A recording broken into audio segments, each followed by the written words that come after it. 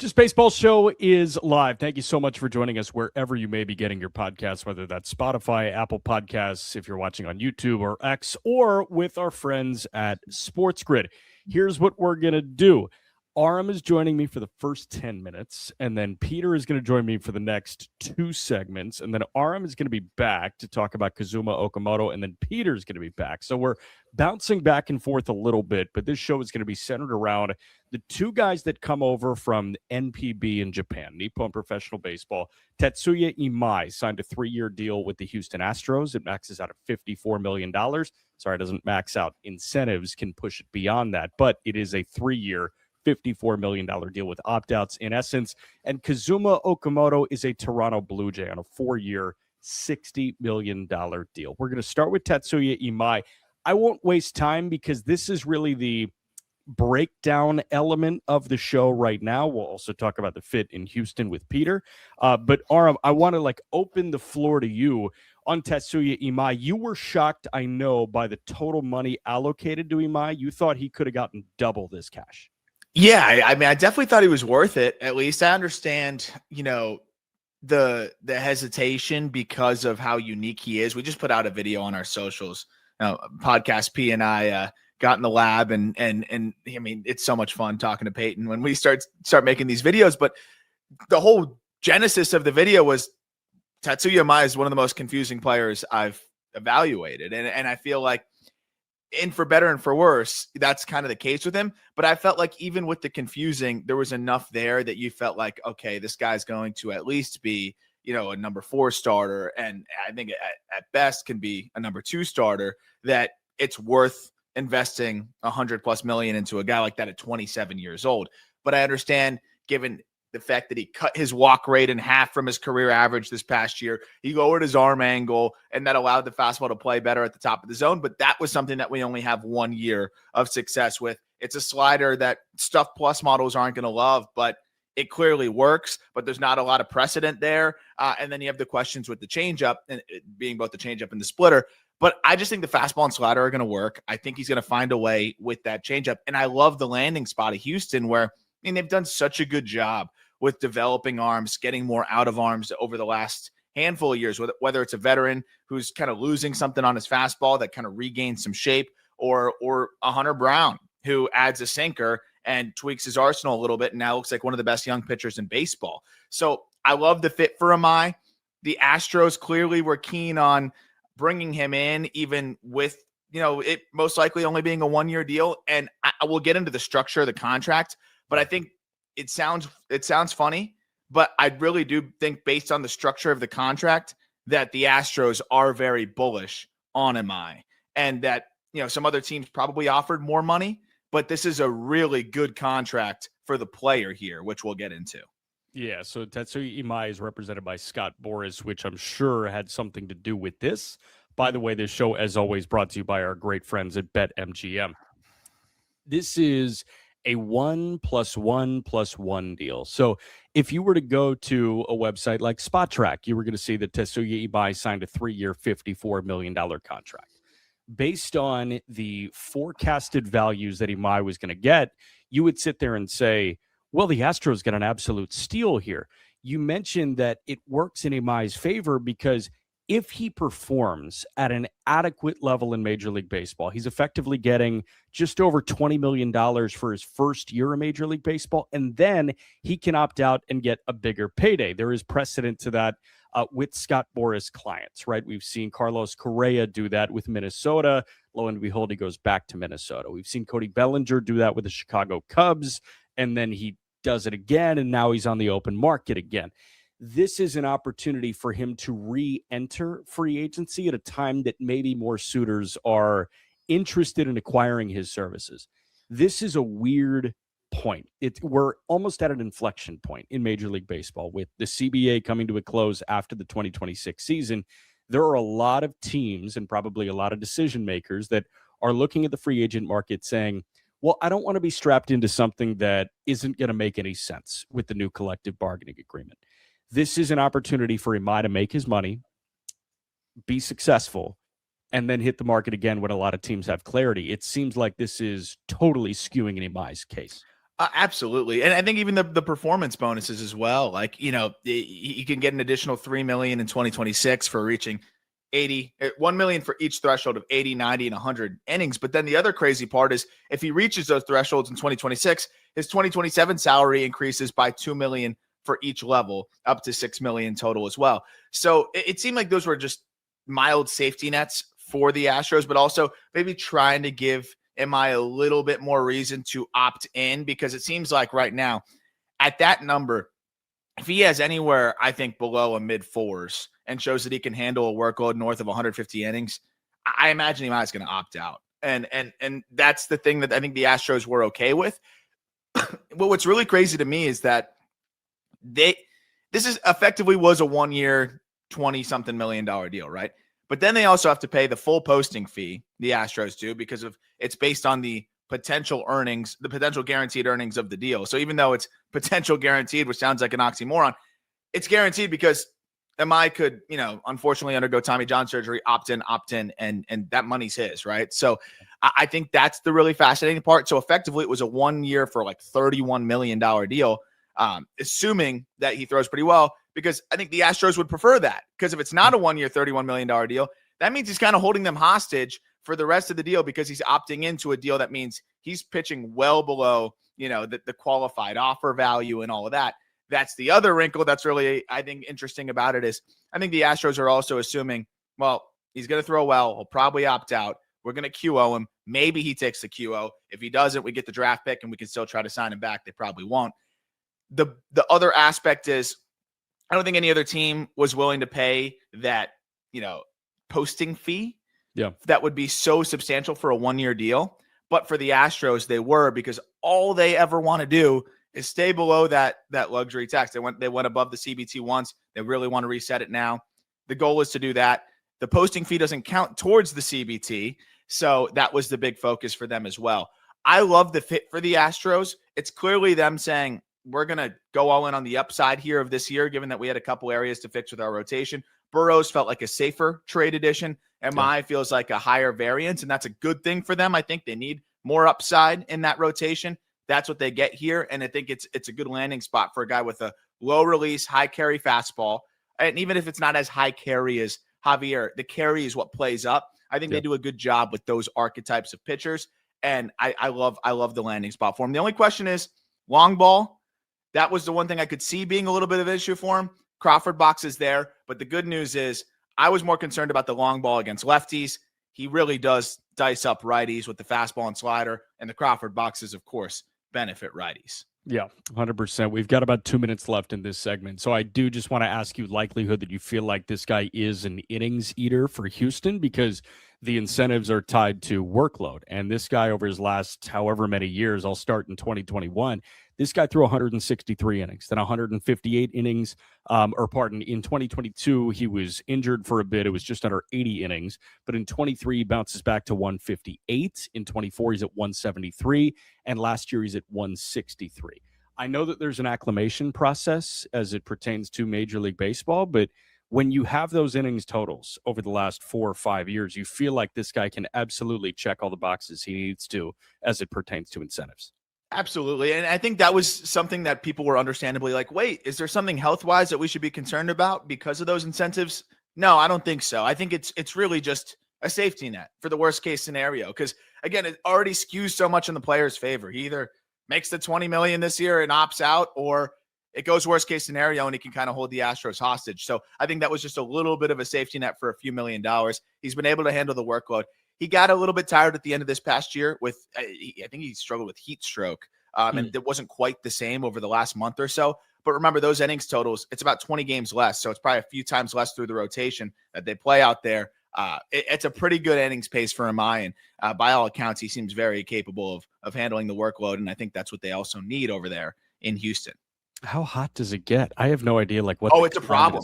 It's a problem. It's like some stadiums, I think they call one of them literally like a sauna. And it might be where he called home.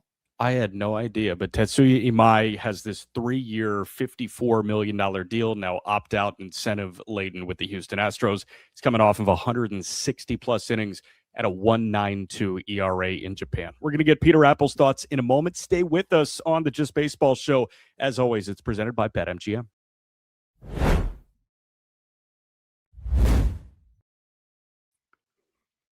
All right, what's up, Peter? How we doing, man? We are back on the Just Baseball show, and Peter Apple is going to talk to us about Tatsuya Imai now. We got Aram Layton's take on the guy. I do want to transition into the Astros as a whole, and I guess I want to start with a yes or no question. Do you feel like the Houston Astros are done with their starting rotation? Yes or no? I think they could be done, but I would like for them to add more just because this rotation looks boom or bust to me.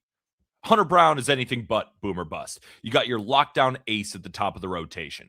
But Christian Javier has shown flashes of greatness, but dealt with injuries. Tatsuya Imai, we're going to talk about him. You already talked about him in the first segment. First year coming over from Japan. Don't know exactly what you're going to get. And Lance McCullers Jr., when he's on the field, generally speaking, it looks good outside of last year where he was returning from an injury. And Mike Burrows, who threw less than 100 innings last year for the Pittsburgh Pirates. So if they are done, I get it. Would I like them to add an arm that makes you a little bit more comfortable? Yes, I would. So to go back to the first question, do I think they are done? No, because there are a bunch of one-year deals for pitchers still out there on the market. So for me, I would like to, as sad as it sounds, not see Lance McCullers Jr. in the forecasted rotation for the Houston Astros. And you mentioned he's coming off of injury. When he's been on the mound, he's been good. Well, we haven't seen a healthy Lance McCullers in years. It's been a long time at this point. This guy was dealing with major arm issues. And Lance McCullers, when he did come back, he did not look like the Lance McCullers of old that got a near 9-figure deal with the Houston Astros. So I can appreciate Mike Burrows as the 5, and I think that he is a great opening day 5. But if you're trying to piecemeal 20% of your starts together using a depleted McCullers or an AJ Bluebaugh or maybe a pitching prospect right now that's coming up, or even a Jason Alexander or a Ryan Weiss, that's just not good enough for me when you have Yordan Alvarez and Isaac Paredes and Jose Altuve and Carlos Correa in your lineup, and Yainer Diaz and Jeremy Pena. This lineup is win the AL West and contend for an American League pennant caliber. The bullpen, I think even if they do move Brian Abreu, can probably be win the American League caliber. They have guys pop out all the time. I'm just thinking this rotation might not be win the American League caliber as it stands right now. And I love Brown as a 1. I do.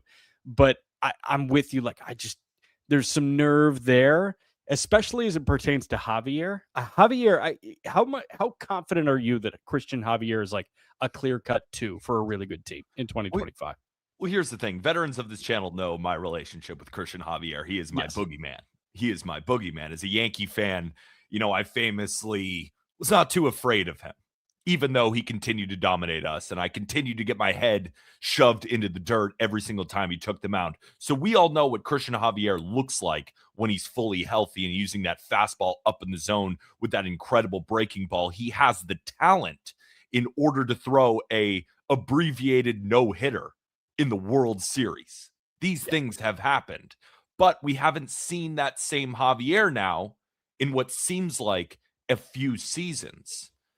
So I think that this rotation has the ability, right? If things work out, if Hunter Brown is pitching again at a Cy Young level, if Christian Javier returns to what he was, if Tatsuya Imai has an ERA in the mid to high 3s and is able to eat some innings, Lance McCullers Jr. comes back and is reasonably healthy, and Mike Burrows really takes a next step as a solid 5 starter, this has that boom potential where if the bullpen works out and the lineup does what we think, they could run through the American League. Now, the bust potential is real because you could have Hunter Brown at the top and then a lot of unknown. You look at the steamer projection, which you can find on Fangraphs for Tatsuya Imai. They think he's going to pitch to a 4.37 ERA next year. And you might think to yourself, that's a little bit high. I had higher expectations for him coming over. Number one, first season. You're adjusting to a new ball. You're adjusting to a new program, new teams, new stadiums, new country, new environment. But the biggest thing that I noticed outside of what Aram noted with the home run problem is the walk problem. 3.66 projected strikeouts per nine, or excuse me, 3.66 walks per nine. Only 4 other pitchers in Major League Baseball did that last year. It was Gavin Williams, Jose Soriano, Dylan Cease, and Yusei Kikuchi. What was a common theme with them? ERAs in the high 3s and the low 4s, outside of Gavin Williams, who, when you look at his underlying ERA predictors, all of them were within the 4.2 to 4.4 range. So if he can get that walk problem under control, he can get that ERA down. But if he's walking 3.5 per nine, it's going to be really hard to navigate major league lineups, especially in your first season stateside. Podcast P made a great point in our private chat function here on the back end. Thank you for joining us on YouTube, on X, and on Sports Grid.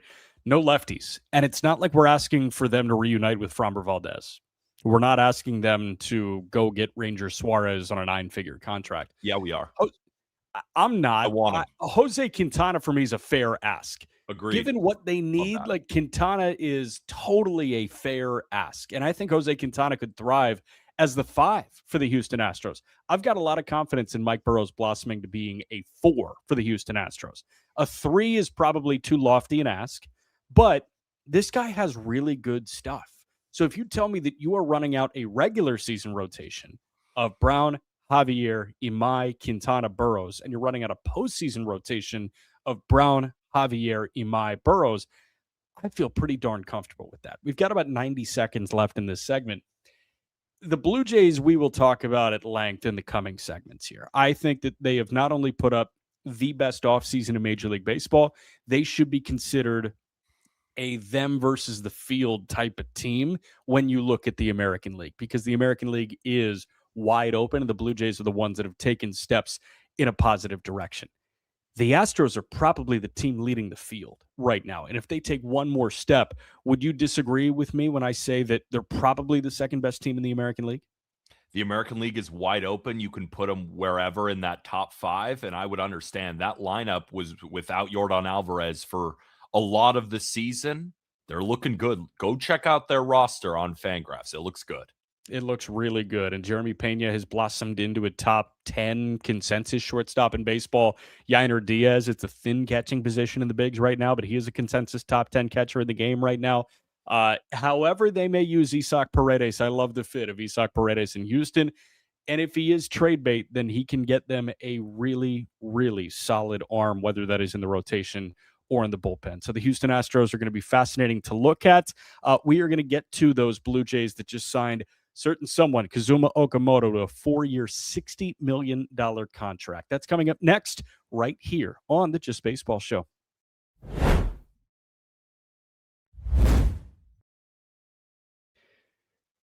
Let's talk Kazuma Okamoto, a 4-year, $60 million contract Okamoto puts pen to paper for with the Toronto Blue Jays. These are two guys that have clearly won over their fan base within the first 24 hours of the ink being dry. Tatsuya Imai goes to a Houston Texans game before he even puts pen to paper with the Astros. And then Okamoto is going down a slide on a video the Blue Jays post. And, you know, they both have in English rallying cry for the fan base ready to go at their signing event. Okamoto seems to be a really fun addition to the Toronto Blue Jays. And we get into who the player is with Aram momentarily, but I want to start with your thoughts on this, Peter. This guy was clearly a sought after bat on the free agent market. And there were teams that popped up. The Pittsburgh Pirates seem to be rumored to be interested in Kazuma Okamoto. There were plenty of other teams, but it's Toronto that's the one that gets it done. Why do you feel like Toronto was the one to put their hat in the ring and come out victorious?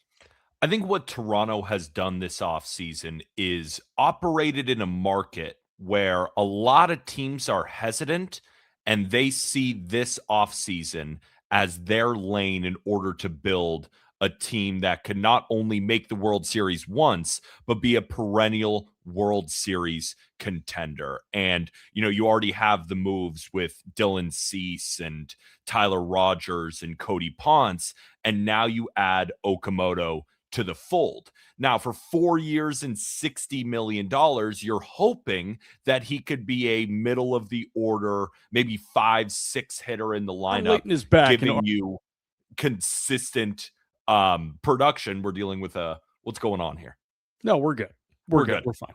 Dealing with you want a guy in the middle of the lineup who can hit you 20 home runs and hit between 270 to 280 and not strike out a lot. And he fits right into what the Blue Jays want to do. Their contact-driven identity, right? What made the Blue Jays so good? Obviously, they could hit for power, but with 2 strikes, the ability to take a walk, the ability to fight with 2 strikes and not strike out. That's what they're getting with this guy. When you compare him to Munetaka Murakami, which is a big bet on his ability to hit for power. And even Aram came on and said that there's the potential that it's a 20 hit tool and an 80 power tool, where with Okamoto, we're likely looking at 50s and 55s across the board. And that fits right into exactly what Toronto wants to do. And when you look at his projections on Fangraphs, the bullish projection has him at a 115 WRC plus, which means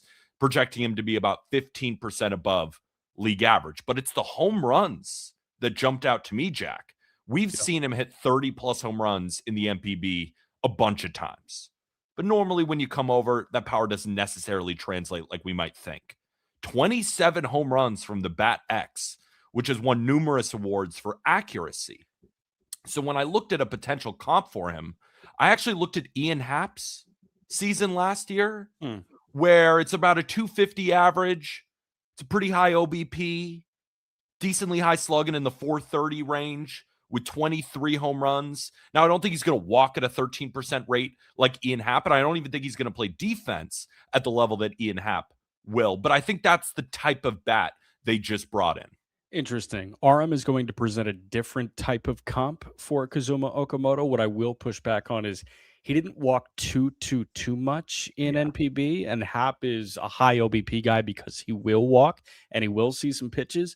I will say Kazuma Okamoto, like the power numbers coupled with the bat to ball ability and the batting average numbers are encouraging for somebody that may not be playing every day. And you look at where this lineup stands right now, and after they sign Okamoto, you're saying, okay, are they still in the hunt for Bregman, Bichette, Tucker? Apparently they are. Bob Nightingale reported that they are still in the mix for, one of those 3 big names on the free agent market. Then people become more expendable. Who's the kind of guy that you move out of the equation to fortify a different piece of your roster? Is it a Joey Loperfido? Is it a Davis Schneider? Is it a Nathan Lucas, who was really good for you last year as a corner outfield bat? He's a good defensive corner outfielder too. I have no idea which way they're going to go here, but it seems like there is someone that could be an odd man out. Is it going to be Miles Straw? Miles Straw was a nice, feel-good story for them last year, but you're probably not going to hurt too much and lose too much sleep if you're, ditching the Miles Straw experiment here.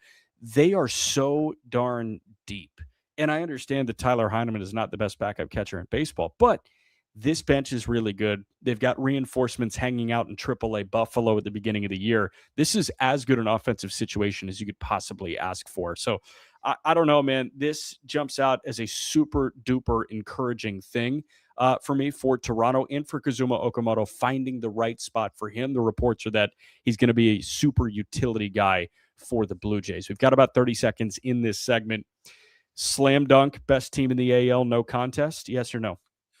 I think they have to do that going into the season, and I think Ernie Clement's going to be the odd man out, and they will sign Bo Bichette, bring back the core.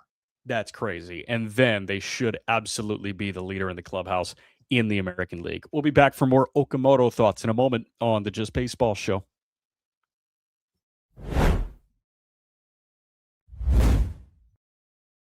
Arm Layton is back, and Arm Layton is here to do a player breakdown on Kazuma Okamoto. Okamoto signed a 4-year, $60 million contract over the weekend with the Toronto Blue Jays. This came up against the deadline for him to sign with a major league team. It's a 45-day posting window for these guys that are coming over from NPB in Japan or the KBO in Korea. And Okamoto worked it until the final 24 to 36 hours of that posting window, and he finds his spot in Toronto. And we're going to get into the fit, I guess, and where he'll play, how often he'll play a little bit later on in this segment. But I just want to start with the kind of player that Toronto is getting. When this deal initially came through, I was like, oh, they get a slugging third baseman. They're good. But there's so much versatility with all their other guys, and it seems like Okamoto has some versatility in his own right. What do you feel like Toronto's getting in Kazuma Okamoto? I think the ability to be creative. And that's what I like about it is, I'm still really fascinated to see what they do the rest of the offseason, but they've clearly set themselves up to where they can do a lot of different things. They can mix and match this lineup because of what you alluded to, and we'll talk about the exact ways that they can maybe mix and match it. But I love, like, you're up against it a little bit, and teams are trying to figure out, well, what am I going to do? I don't want to sign X player if we're also in on Y player because they overlap with each other. Okamoto, with a firm deadline here, which we don't really have, there's no such thing in an MLB free agency aside from guys who get posted. If anything, there's the opposite. It's almost encouraged not to have a deadline there. You have to make that decision. But why I love the Okamoto signing for the Blue Jays, but any team who would have signed him, is it doesn't stop you from making another addition, right? Like, because you can move him to first base. You could keep him at third. You could put him in left. And I think that's the part that is really exciting for a Blue Jays team that's clearly not done. I mean, we'll see what happens, but they clearly are not done trying. And Okamoto is a guy that doesn't just anchor one position and you say, all right, I guess we're out on, X or Y players. So that's why I love it. I love the fit there. And then from the perspective of, like, I think about Okamoto, the Pirates, that would have been great. But that's not a guy that I think is, especially in year one, going to sit in the 3-hole for you and put your offense on his back. Like, I think it's a guy that's going to be a really solid complementary piece and a solid 6-hitter, or even a guy that you put in the 2-hole against lefties, whatever it may be, but be a really solid, above average complementary bat. And then maybe by year 3 or year 2, you start to see those pops more. But in a lineup like Toronto's, he doesn't need to be anything other than that, 6-hitter for them that I think fits the mold really, really well, which we'll get into. Yeah. So I was thinking about $15 million a year. Do you want this super utility guy? And that's what the report is about Kazuma Okamoto, that Toronto is still fully invested into the Bichette run and the Bregman run and the Kyle Tucker run.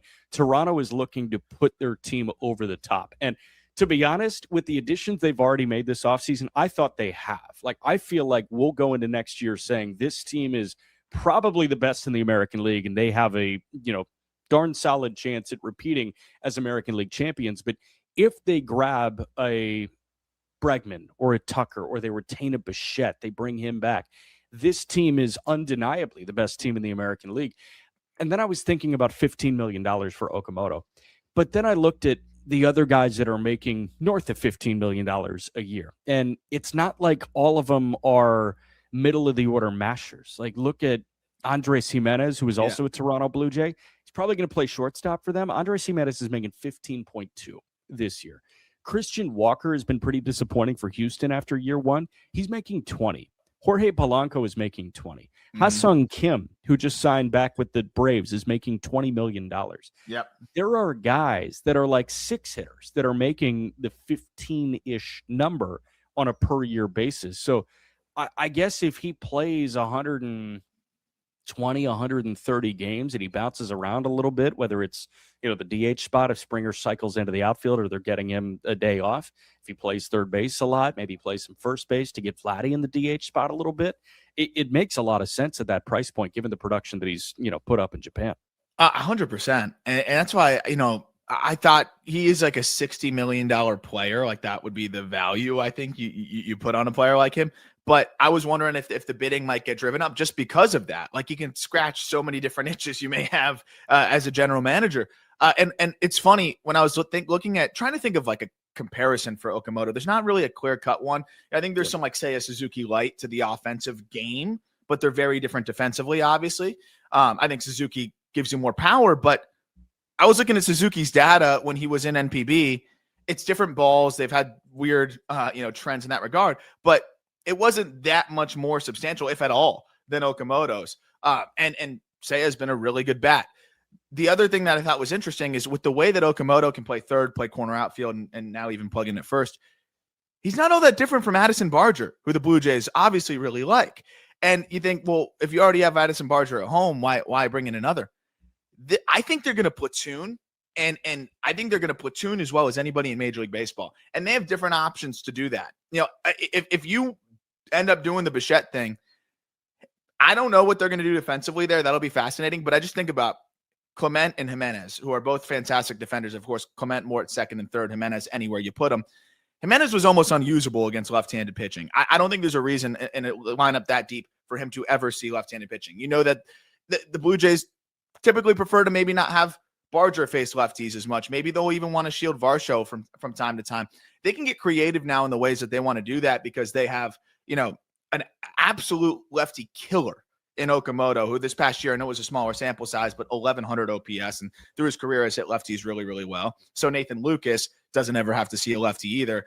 They can really platoon their way to the more desired matchups that put them in a really good spot. You don't always have to, though, at the same time. Like, these are good players that can face lefties and righties. I think Barger's just fine left on left if you want to try to get him out there and battle. But like Ernie Clement, probably not a guy that you even want to see righties that much. He destroyed lefties. So now you have a team here that is only going to get better from within because you're going to put these already pretty good players or good players in positions to be great more often. And I really like that fit. And Okamoto allows them to do that. I think Okamoto's a guy that you're not going to short platoon, obviously, but he can play a different position in your mash lefties lineup. He allows you to move some things around a little bit more. Yeah. Kazuma Okamoto, since 2018, is a 22-year-old in Japan. Home run totals, 33, 31, 31, 39, 30, 41, 27, and 15 in 77 games this year. He's coming off of injury. But this guy, like over his last couple of years, his last, 3 full seasons, let's play that game, 252 with 30 homers, then 278 with 41 homers, then 280 with 27 homers. The thing that is more sustained for him in Major League Baseball when it comes to the batting average of the home runs is what? I would say it's tough because he does such a good job of pulling the ball in the air, and the exit velocities have consistently been above average. But it's hard to ignore the bat to ball skills as well. I would say it's a cop-out answer, but the blend of both. Like, I don't think either is going to be off the charts. But if you're average to above average hit tool wise and average to above average power wise, you're going to be quite productive. I think the most interesting thing to follow, and I think this is the biggest separator between he and Seiya Suzuki, is the approach. The approach isn't bad by any means, but I want to see swing decisions that are generally plus, and Seiya's were plus, and you're only going to see better stuff that's harder to decide against, right? So that's something to monitor that I think could degrade the hit tool, in collateral a little bit. But I think what's very clear is he's going to mash lefties and he's going to hit the ball hard. And if you look since the start of the 2021 season, he's a 940 OPS against lefties. My biggest question is, yes, he can play these different positions. How well? Because that's going to be from a WAR output. If he's slightly below the Willie Castro thing, right? If he's like slightly below average at a bunch of different spots, it's still valuable, but not as valuable. If he's a good third baseman, passable left fielder, a great first baseman, that's very valuable. So I think that's going to be a fun variable to monitor with Okamoto as well. We've got about 45 seconds. Yes or no, quick reason why. If they do nothing else, if they don't bring back Bichette, if they don't sign Tucker, if they don't sign Bregman, the Toronto Blue Jays should be considered the favorite in the American League. Yes, I think so. I mean, the pitching got better, and it's only going to get better. And like I said, even with the way that the offense is set up now, they can platoon their way to more success. Another yes or no. Toronto has had the best offseason of any team in baseball. Ooh. Yeah, I would say so. I think yes. Pirates are probably second relative to expectations, but I would think Toronto has had, in terms of getting Cease and getting Cody Ponce from the KBO and now Kazuma Okamoto, it feels like they have put up the best offseason in baseball, not even to mention Tyler Rogers in their bullpen. We'll be back to wrap up the show with the last 2 segments next on the Just Baseball Show.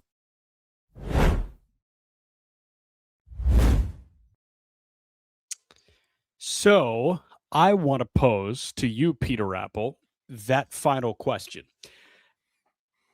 Have the Toronto Blue Jays put up the best offseason in Major League Baseball to this point? Yes or no? Yeah. I don't even think it's really a conversation either, because not only did they bring in good talent, they brought in needs, right? The Blue Jays, I think, need is a strong word, but they definitely could have used a top of the rotation guy like Dylan Cease. And was it a little bit too much money? Maybe. Was Okamoto for 60 million? Maybe a little bit too much, possibly. But here's the thing. There's multiple reasons why I don't really care if it's a little bit too much money. Sure. Number one, I think the idea of bringing a guy into Canada and that's the reason that you have to pay them more money, I don't believe that. There are a lot of great cities. Toronto's a great city. I think it has to do with exchange rates. Yeah. Keep going.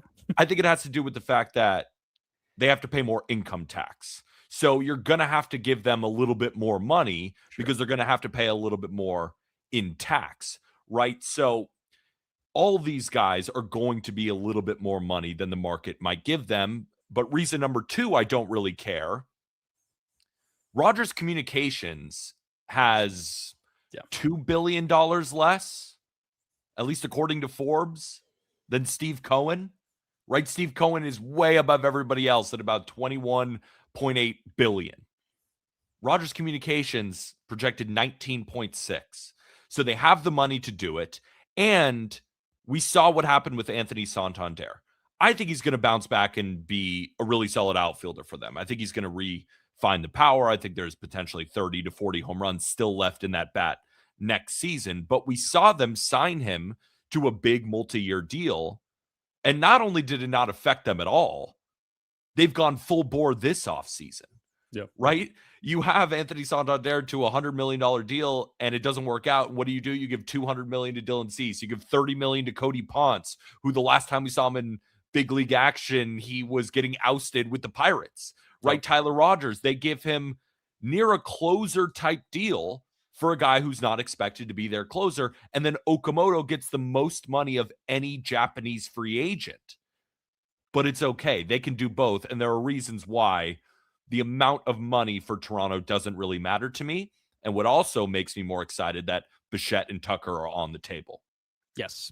The Toronto Blue Jays have been as good as really any team in baseball at pursuing the free agent market so far this winter, and there could be more to go. But as we transition, I do want to talk about the trade market and what could happen there, because it seems like there are plenty of contenders in Toronto's division that are entertaining the trade market right now. And there were plenty of names that popped up in reports, whether it was Joe Ryan in Minnesota at the beginning of the offseason, but Minnesota seemed to shut those down.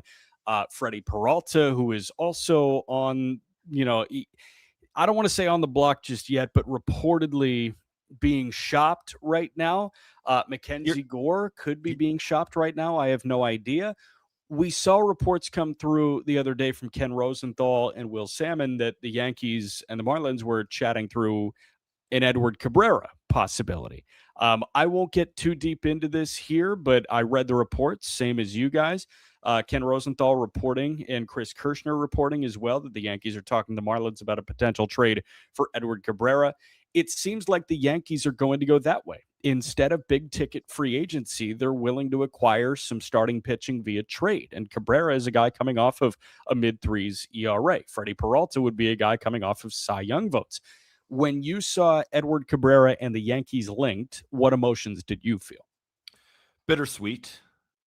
And the reason it is bitter is over the last couple of seasons, when I watch Edward Cabrera pitch, we all have our guys where we don't necessarily enjoy from a viewing pleasure, right? In 2023 and 2024, he was often injured, the amount of walks that he would allow. And it almost frustrates me more when you see top end elite stuff feel like it's getting ruined in a way, right? I get to watch a 94 mile an hour changeup. And I'm thinking to myself, is that the best pitch in Major League Baseball? It got up to 96, 97 last year. Exactly. And then he throws a 99 mile an hour fastball and it gets pelted. And you're just thinking to yourself, how is this even possible? But the sweet side is made big improvements last year. You see it on the screen. 3.53 ERA, 137 innings, 150 strikeouts. The command got a little bit better. He's still allowing hard contact, but he was in the zone much more frequently. And you started to see what Edward Cabrera could become. But again, the reason why it's bittersweet is how much do I want to buy into that? Because he still has a fastball problem. His changeup, his curveball, his slider, they're all disgusting. They all get whiffs. They keep the ball on the ground. But his fastballs have generally been, let's say, hittable, right? Last year, I think opponents hit about 370 against his sinker. His fastball over the years has been a pitch where opponents hit over 300 against it. But the Yankees could be a match made in heaven because they've done a really good job at refining your mechanics and fixing fastballs. I think the perfect example of that is Luke Weaver. When he came over, he was a failed starter. It was a super, super buy low deal. And in year one with the Yankees, he goes from throwing 94 miles an hour to 95.7. And then that just continues to get better. And they refined his mechanics and he looked like a much better pitcher. And they've done that for multiple guys. Another guy that comes to mind is Clark Schmidt, where they've been able to fool with his fastball. So could the Yankees be looking at Edward Cabrera and thinking to themselves, all right, he's already got 3+ breaking balls. The fastball is a problem. His mechanics are a problem. Keeping him in the zone is potentially a problem. Those are things, generally speaking. It's not perfect. No team is. But the Yankees are better, I would say, than the average team at fixing those problems. And with Edward Cabrera, because he is a inconsistent guy, the price for him wouldn't be as much as a Peralta, as a Gore, and as a Ryan. But it is a risk. It absolutely is.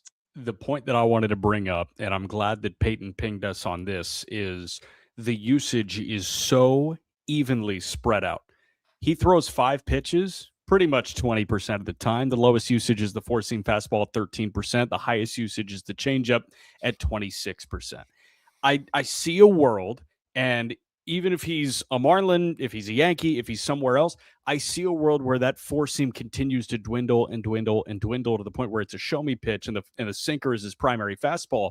That curveball is one of the best curveballs in Major League Baseball. It is disgusting. It might be the best starter curveball in Major League Baseball. It's high speed. It's sharp. It bites like crazy. He also had a change in terms of mentality that upped his command. He was shooting center cut. He was like, I'm filling up the strike zone until I get to 2 strikes, and I'm spitting guys out of the strike zone. And it worked. Edward Cabrera blossomed last year. I really do not think it was a fluke, and we will see if these reports intensify as the week goes on. We'll wrap up the show next, right here.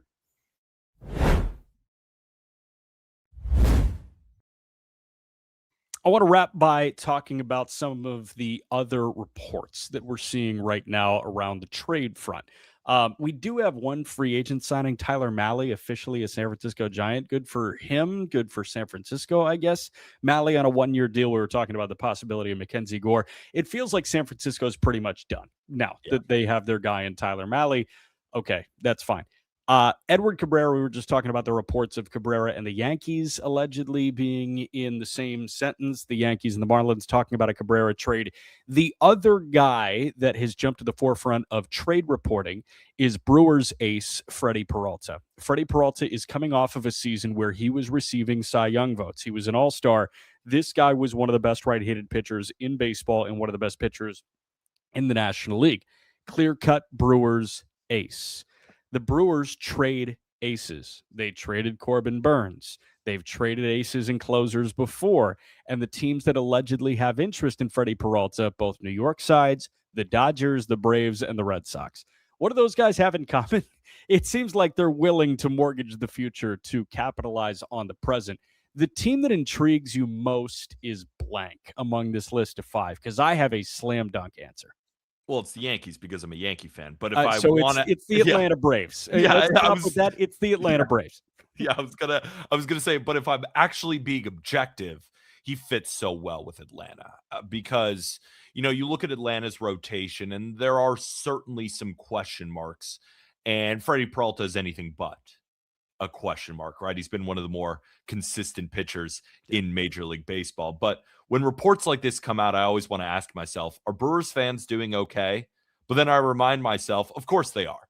They are so used to this at this point, and I I venture to say they don't really care if he gets traded, because I'm sure they were really upset when they saw Corbin Burns on the move. Didn't end up mattering. They were very upset when Josh Hader got moved. Didn't end up mattering. Devin Williams didn't end up mattering. Now, the Brewers have not seen a ton of postseason success, but they're always in those buckets. And it's all about getting to the postseason and then seeing what happens. And the Brewers have also been a top tier organization at creating a pitching funnel, right? Corbin Burns goes out. Freddy Peralta steps in. Freddy Peralta goes out. Maybe it's Jacob Mizorowski. Maybe it's other guys in their rotation. So this is what the Brewers do. We're used to it at this point. And more often than not, they end up on the right side of all of these trades. I just wonder who Milwaukee would want as the focal point of a Freddy Peralta trade return. I would totally understand if they sided with the Mets in identical deals, because in return they would get one of the three big pitching prospects, right? They would not get McLean. McLean is pretty much untouchable now for the New York Mets. But a Brandon Sproat or a Jonah Tong could be a headliner of a Freddy Peralta trade return. And that would make a lot of sense to me. The New York Yankees, I wonder what they would pursue. Is Elmer Rodriguez Cruz their best pitching prospect? Is he enough to be a headliner of a Freddy Peralta trade? I have no idea. I think he's enough to be a headliner, but there's going to be more. Like with the Mets, I'd rather have Jonah Tong. And you tell me, would you rather have Sproat or Elmer Rodriguez? I'd rather have Sproat. Okay, that's fair. So I assume he would be, and then two other guys, while the Mets, they could do Tong and one more. Sproat and that's it. Yeah, exactly. So, we'll see what Milwaukee entertains. But Edward Cabrera and Freddy Peralta are the two that seem to be reportedly getting the most trade buzz as it stands right now. And we could see trades go down this week. We may see nothing. We are at that point in the MLB offseason. Last thing for you, real quick. Big Christmas has a new home. He was a waiver claim of the Baltimore Orioles. So happy for Big Christmas. Happy for Baltimore. I'm stunned that he made it that far down the ladder of waiver claims to get to the Baltimore Orioles. This guy, hits the ball a mile. I'm really excited to see how he fits in Baltimore, if he fits, because he may just get DFA'd and cycled again. But this had to be the most fun DFA ever, where everybody saw that Noel was designated for assignment and 29 other fan bases went, yeah, he could be a great Rocky. Yeah, he could be a great Yankee. Yeah, he could be a great Royal. He could be a great Padre. Every single fan base was in on the Junkency Noel thing. Maybe except Guardians fans who saw that he was striking out at a 40% rate. Who cares? Yeah, I know. So, yeah, you're bringing him in. It's going to be fun if he can hit a couple of home runs, but more likely than not, he is spending most of the year at AAA. But I'm rooting for him because if he is good, he's one of the more exciting power bats in baseball. I'm rooting for him too, man. Happy New Year. We've got about 50 seconds left. Do you have a New Year's resolution as it pertains to baseball or just personal or no? I'm pretty fat. I got to start losing some weight. I got to eat better. I'm not much of a drinker, so it's not like that. It's just eating late at night. So basically after 8 p.m., I am done eating. That is my New Year's resolution. I'm getting fat. I got to be better. You and me both, man. I've thought about that a lot, and I've made that my New Year's resolution for the last 5 years. But this is the year, I promise you. Thank you guys so much for joining us wherever it may be. Spotify, Apple Podcasts. Thank you for joining us on YouTube or X. And thank you for joining us with our friends at Sports Grid. We'll be back on Sports Grid next week. We're going to talk to you with a Playing GM series a little bit later on this week. For Peter, for Peyton, who's hanging out, I'm Jack. We'll see you.